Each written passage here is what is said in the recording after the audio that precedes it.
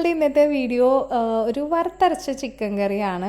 ഒരുപാട് വലിയ ആഡംബരങ്ങളൊന്നുമില്ല. അപ്പോൾ നമ്മൾ കഴിഞ്ഞ ദിവസം ഒരു ഫോട്ടോയൊക്കെ ഇട്ടിട്ടുണ്ടായിരുന്നു. അപ്പോൾ ഇതെല്ലാവരും റെസിപ്പി ചോദിച്ചിട്ടുണ്ടായിരുന്നു. അപ്പോൾ ആ ഒരു റെസിപ്പിയാണ് ഞാൻ ഇന്ന് നിങ്ങളുമായിട്ട് ഷെയർ ചെയ്യുന്നത്. അപ്പോൾ ഇത് ചെയ്തെടുക്കാൻ വേണ്ടിയിട്ട് ഞാനിവിടെ ഏകദേശം 1 കിലോയിൽ കൂടുതലുണ്ടാവും കേട്ടോ ചിക്കൻ എന്താണെങ്കിലും.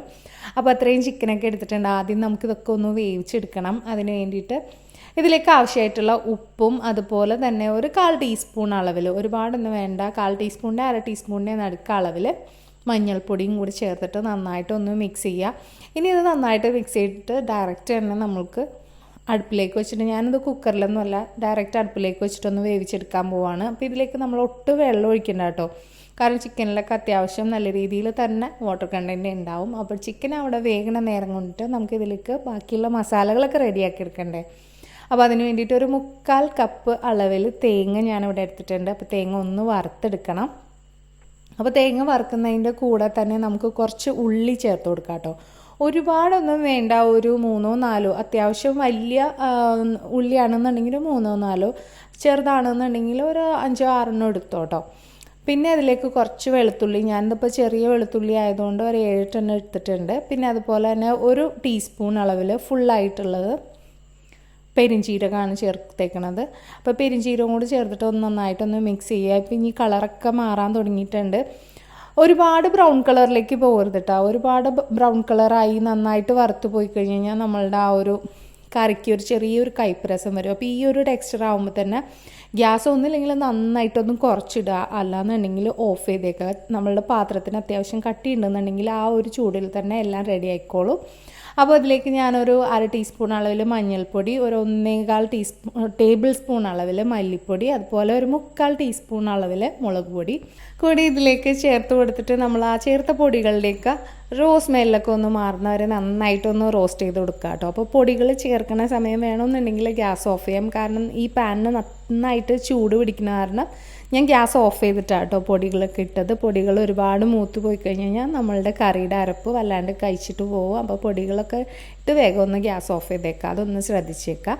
ഇനി നമ്മളിത് നന്നായിട്ട് തണുത്തിട്ടാട്ടോ ഇതുപോലെ ഒന്ന് മിക്സിയുടെ ജാറിലേക്ക് ഇട്ട് കുറച്ച് വെള്ളവും കൂടി ഒഴിച്ച് നന്നായിട്ട് ഇതുപോലെ ഞാൻ അരച്ച് വെച്ചിട്ടുണ്ട്. ഇനി ഇതിലേക്കുള്ള ബാക്കിയുള്ള ഗ്രേവിയൊക്കെ റെഡിയാക്കി എടുക്കാം. അപ്പോൾ അതിന് വേണ്ടിയിട്ട് ആവശ്യത്തിന് വെളിച്ചെണ്ണയിലാണ് ചെയ്യണത്.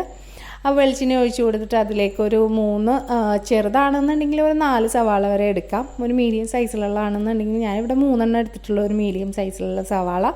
അപ്പോൾ 3 കൂടി എടുത്ത് പിന്നെ ഇതിലേക്ക് എരിവിന് ആവശ്യമായിട്ട് 4 പച്ചമുളക് ചേർത്ത് കൊടുത്തിട്ടുണ്ട്.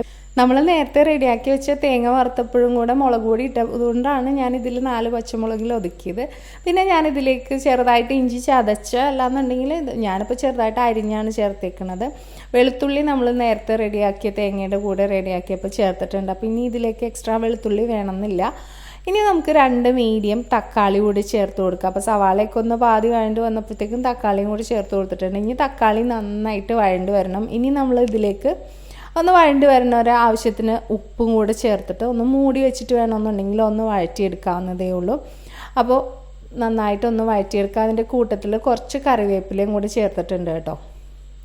അപ്പോൾ നന്നായിട്ടൊക്കെ വഴണ്ട് കിട്ടിയിട്ടുണ്ട്. തക്കാളിയും സവാളയൊക്കെ നന്നായിട്ട് വെന്ത് കിട്ടി. അപ്പോൾ ഈ ഒരു സമയത്ത് നമ്മൾ നേരത്തെ റെഡിയാക്കി വെച്ച അരപ്പിൽ അതും കൂടി ഇതിലേക്ക് ചേർത്ത് കൊടുത്തു. പിന്നെ മിക്സിയിൽ എക്സ്ട്രാ ഉള്ള അരപ്പിൽ കുറച്ചുകൂടെ വെള്ളം ഒഴിച്ചിട്ട് ഞാൻ ചേർത്ത് കൊടുത്തിട്ടുണ്ട്. ഒരുപാട് വെള്ളമൊന്നും ഒഴിച്ചിട്ടില്ല. ചിക്കൻ വെന്ത് വന്നപ്പോൾ തന്നെ ഇത്രയും വെള്ളം അതിൽ തന്നെ ഉണ്ട്. അതുകൊണ്ട് ഇനി എക്സ്ട്രാ വെള്ളം വേണമെന്നുണ്ടെങ്കിൽ ചേർത്ത് കൊടുക്കാം, നന്നായിട്ട് ഗ്രേവി വേണമെന്നുള്ളവർക്ക്. അപ്പോൾ ഇതൊക്കെ റെഡിയായി കഴിഞ്ഞപ്പോൾ ഞാനിതിലേക്ക് കറിയൊക്കെ റെഡിയായി കഴിഞ്ഞപ്പോൾ ഒരു 3/4 ടീസ്പൂൺ അളവിൽ ഗരം മസാല ചേർത്ത് കൊടുത്തിട്ടുണ്ട്. അതിൻ്റെ കൂടെ കുറച്ച് കറിവേപ്പിലയും കൂടി ചേർത്ത് കൂട്ടാം. ഇനി ഇത് നന്നായിട്ടൊന്ന് തിളച്ച് ഒരു മീഡിയം ഫ്ലെയിമിലിട്ട് ഒന്ന് നന്നായിട്ട് എണ്ണയൊക്കെ തെളിഞ്ഞ് കിട്ടുന്ന വരെ ഒന്ന് കുക്ക് ചെയ്തെടുത്തേക്കാം. അത് കഴിയുമ്പോഴത്തേക്കും ഗ്യാസ് ഓഫ് ചെയ്തേക്കാം കേട്ടോ. അപ്പോൾ ചിക്കനൊക്കെ നമ്മൾ ഓൾറെഡി ഇതിലേക്ക് കുക്ക് ചെയ്തിട്ടാക്കുന്ന കാരണം ഈ മസാലകളൊക്കെ ഒന്ന് ചിക്കനിലേക്ക് ഒന്ന് പിടിച്ച് കിട്ടിയാൽ മതി. ആ ഒരു സമയം വരെ നമ്മൾ വെയിറ്റ് ചെയ്താൽ മതി. അത് കഴിയുമ്പോൾ ഗ്യാസ് ഓഫ് ചെയ്യാം. നല്ല അടിപൊളി കറിയാണ്. അപ്പത്തിൻ്റെ കൂടെയാണെന്നുണ്ടെങ്കിലും പുട്ടിൻ്റെ ഇടിയപ്പത്തിൻ്റെ കൂടെ നെയ്ച്ചോറിൻ്റെ കൂടെ വരെ നല്ല അടിപൊളി കോമ്പിനേഷനാണ്. നിങ്ങൾ തീർച്ചയായിട്ടും ചെയ്ത് നോക്കുക. ഈസി റെസിപ്പി അല്ലേ. പിന്നെ തേങ്ങ വറുക്കേണ്ട ആ ഒരു ഇത് മാത്രമേ ഉള്ളൂ. പക്ഷേ വളരെ ടേസ്റ്റി ആയിട്ടുള്ള റെസിപ്പിയാണ്. ട്രൈ ചെയ്ത് നോക്കിയിട്ട് ഫീഡ്ബാക്ക് അറിയിക്കുക. പിന്നെ ഈ റെസിപ്പി ഇഷ്ടമായിട്ടുണ്ടെങ്കിൽ നിങ്ങളുടെ ഫ്രണ്ട്സിനും ഫാമിലി മെമ്പേഴ്സിനും ഒക്കെ ഒന്ന് ഷെയർ ചെയ്ത് കൊടുക്കുക. ആദ്യമായിട്ട് കാണുന്നവരാണെന്നുണ്ടെങ്കിൽ നമ്മളുടെ ഈ ചാനലൊന്ന് ഫോളോ ചെയ്തേക്കുക. ഫോളോ ചെയ്യുന്നതിനൊപ്പം തന്നെ ഒന്ന് ലൈക്ക് ചെയ്യും കൂടി ചെയ്തേക്കണം കേട്ടോ. അപ്പോൾ ഇതുപോലുള്ള നല്ല അടിപൊളി വീഡിയോസുമായിട്ട് ഇനിയും കാണുന്നവരെ stay safe, take care, by.